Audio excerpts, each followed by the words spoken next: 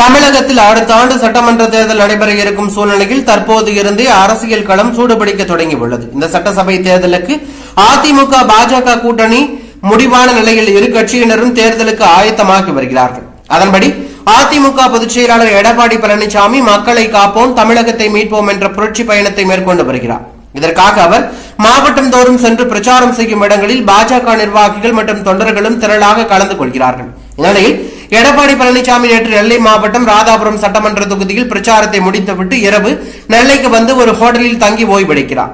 இன்று பிரச்சாரம் எதுவும் இல்லாததால் இரவு 7 மணிக்கு பாஜக மாநில தலைவர் நயினார் நாகேந்திரன் வீட்டில் ஏற்பாடு செய்யப்பட்டுள்ள பிரம்மாண்ட விருந்தில் கலந்து கொள்கிறார். இந்த விருந்தில் மத்திய அமைச்சர், பாஜகவின் முன்னாள் மாநில தலைவர்கள் தமிழிசை சவுந்தரராஜன், பொன் ராதாகிருஷ்ணன், தேசிய செயற்குழு உறுப்பினர் H ராஜா, நிர்வாகிகள் சுதாகர் ரெட்டி, முருகானந்தம் மற்றும் தென் மாவட்ட நிர்வாகிகள் கலந்து கொள்கிறார்கள். இந்நிலையில் இதேபோல அதிமுக சார்பில் முன்னாள் அமைச்சர்கள் கடம்பூர் ராஜு, RB உதயகுமார், விஜயபாஸ்கர், சண்முகநாதன், இசக்கி சுப்பையா, ராஜலட்சுமி, நெல்லை மாநகர் மாவட்ட செயலாளர் கணேசராஜா உள்ளிட்ட ஏராளமான நிர்வாகிகள் கலந்து கொள்கிறார்கள். இதற்காக நயினார் நாகேந்திரன் வீட்டில் சுமார் 10,000 சதுரடியில் பிரம்மாண்ட அரங்கு அமைக்கப்பட்டுள்ளது. இந்த விருந்தில் 109 வகையான சைவ உணவுகளுக்கு ஏற்பாடு செய்யப்பட்டுள்ளது.